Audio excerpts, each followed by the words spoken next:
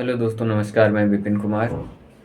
जैसा कि आज एक नए मुद्दे पे बात होगी जो इलेक्शन कमीशन को लेकर है कि देश में किस तरीके से इलेक्शन कमीशन जो है कि देश में आचार संहिता की जो है धज्जियां उड़ाई जा रही, पर इलेक्शन कमीशन जो है हाथ पे हाथ धर के बैठा हुआ है।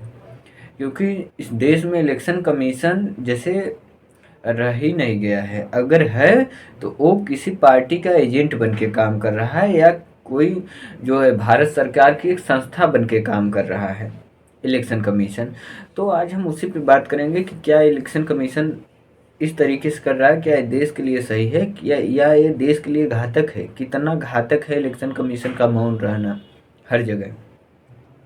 आज आप आए दिन भारतीय जनता पार्टी की रैलियों में देख रहे होंगे, भारतीय जनता पार्टी के नेताओं के द्वारा देख रहे होंगे कि किस तरीके से रोज आचार संहिता की जो है धज्जियां उड़ाई जा रही हैं।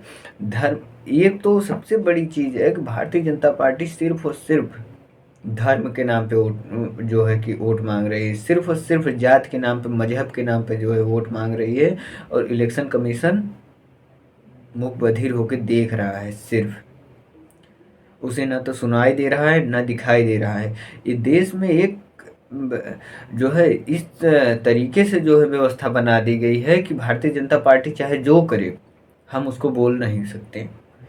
आखिर कितने लोगों पे कार्रवाई हुई भारतीय जनता पार्टी के नेताओं पे, जबकि उनके सारे नेता जो है सबसे मुख्य चेहरे में जो है जिनके ऊपर कार्रवाई होनी चाहिए वो सिर्फ प्रधानमंत्री नरेंद्र मोदी जी, योगी आदित्यनाथ उत्तर प्रदेश के मुख्यमंत्री, हेमंत बिस्वा, केशव प्रसाद मौर्य, ऐसे तमाम नेता हैं जिन्हें जो है कि इनके खिलाफ कार्रवाई की जानी चाहिए। क्योंकि अगर नहीं होता है तो यही समझा जाएगा कि देश में इलेक्शन कमीशन की समाप्ति हो चुकी है।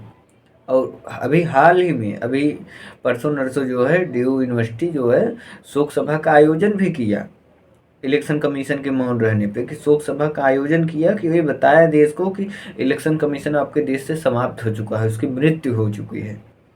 आज इलेक्शन कमीशन किस तरीके से काम कर रहा है ये पूरा देश देख रहा है। वही इलेक्शन कमीशन है जो राहुल गांधी के हेलीकॉप्टर को चेक किया उनकी, पर क्या वही इलेक्शन कमीशन मोदी जी के हेलीकॉप्टर की जांच किया? देश देखना चाहता था।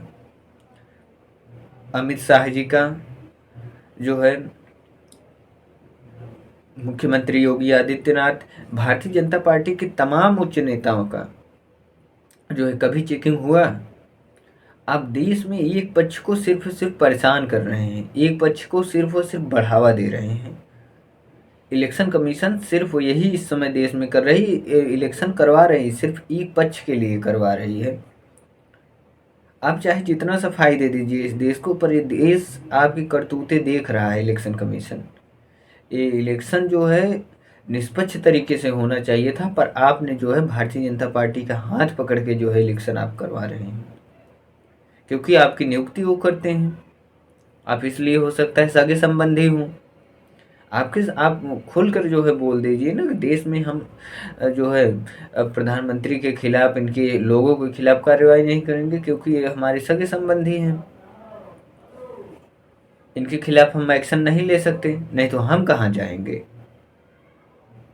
आज इसी जिस तरीके से इलेक्शन कमीशन कर रहा है, देश देख रहा है कि किस तरीके से नंगा नाच हो रहा है, रोज जो है धज्जियां उड़ाई जा रही हैं। अगर भारतीय जनता पार्टी के नेताओं को धर्म के नाम पे, मजहब के नाम पे अगर रोक दिया जाए तो इनके पास कोई मुद्दा नहीं है, ये चुनाव प्रचार करेंगे। प्रधानमंत्री नरेंद्र मोदी हर समय 24 आवर जो है सिर्फ एक समाज को टारगेट कर रहे हैं, मुसलमानों को गरियाने का काम किया जा रहा है।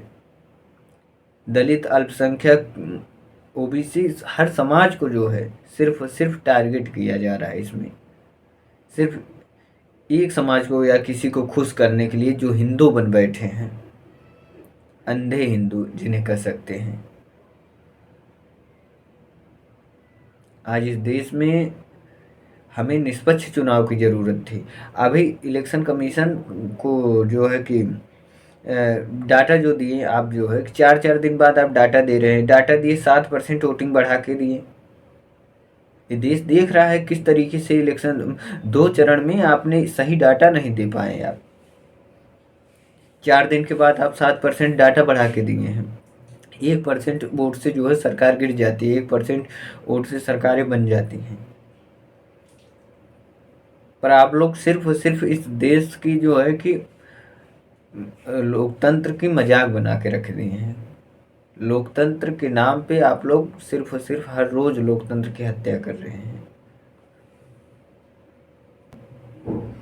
हम लोग तो ये चाहते हैं इस देश के लोग कि इलेक्शन कमीशन इतना निष्पक्ष हो कि देश का कोई भी नेता हो, किसी भी पार्टी का हो, कोई हो, अपने आप को कितना भी रसूखदार हो, पर अगर वो इलेक्शन कमीशन के खिलाफ जाता है तो उसके खिलाफ सख्त से सख्त कार्रवाई की जाए, चाहे जिस पार्टी, कांग्रेस, सपा, बसपा, बीजेपी, चाहे जिस पार्टी का हो।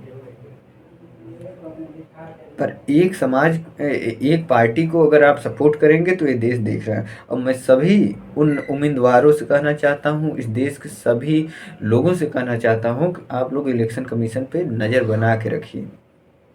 अगर इलेक्शन कमीशन जिस दिन भारतीय जनता पार्टी की का हाथ छोड़ दे, उस दिन हमें लगता है भारतीय जनता पार्टी को देश से जाने से कोई रोक नहीं सकता। इंदौर में क्या हुआ, सूरत में क्या हुआ, इलेक्शन कमीशन अच्छे से जानता है किस तरीके से क्या हो रहा है। और इलेक्शन कमीशन खुद सख्त के दायरे में है, जो है कि इलेक्शन कमीशन अपनी छवि को लेकर जो है आज इतनी गंदी छवि हो गई इलेक्शन कमीशन की। क्योंकि इलेक्शन कमीशन अभी जो है हाल में जो है कि अब अपनी जवाब में दिए कि हम जो है बैक नहीं जा सकते, बैलेट पेपर पे हम चुनाव नहीं करा सकते, हमें टाइम लगता है। इसके पूर्व में जो जितने चुनाव होते थे सब बैलेट पेपर में से होते थे, तो वहाँ कैसे काउंटिंग की जाती थी, कैसे होता था। पर इलेक्शन कमीशन खुद जो है कि इस देश के लोगों के साथ नहीं खड़ा है। आज 75% लोग चाहते हैं कि ईवीएम ना रहे, हम ईवीएम से चुनाव। आज ईवीएम जो है कि वोट का परसेंटेज भी जो गिरा है वो शायद ईवीएम के एक छेड़छाड़ की वजह से भी गिरा है कि लोगों के मन में ये डर बैठ गया है कि हम वोट चाहे जहाँ दें, वोट हमारी जाएगी भारतीय जनता पार्टी को, इसलिए जो है वोटिंग की परसेंटेज भी गिर गई है। हम लोग तो ये भी चाहते हैं कि अगर इसी तरीके से चलता रहा, इसी तरीके से इतना चिंताजनक तरीके से चलता रहा ये देश, तो इलेक्शन कमीशन को छोड़ के बल्कि ये जो है सुप्रीम कोर्ट के निगरानी में चुनाव होना चाहिए देश का।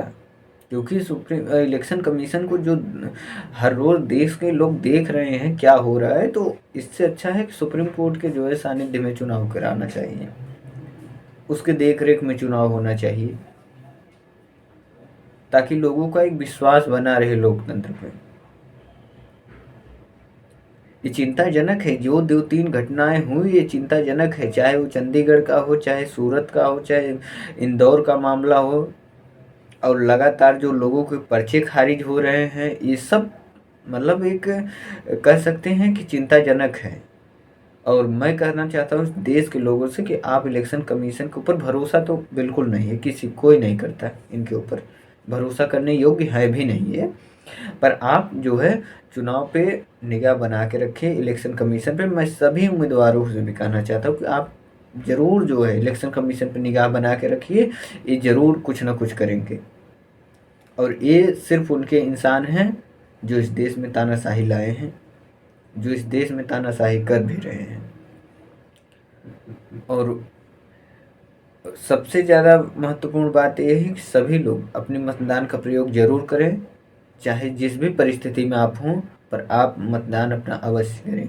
क्योंकि आपकी एक एक वोट इस देश को मजबूती देगी। एक एक वोट आपका जो है इस देश के लिए, तानाशाही को ख़त्म करने के लिए, मोहब्बत को बढ़ावा देने के लिए, नफ़रत को ख़त्म करने के लिए आप एक वोट ज़रूर करें। धन्यवाद।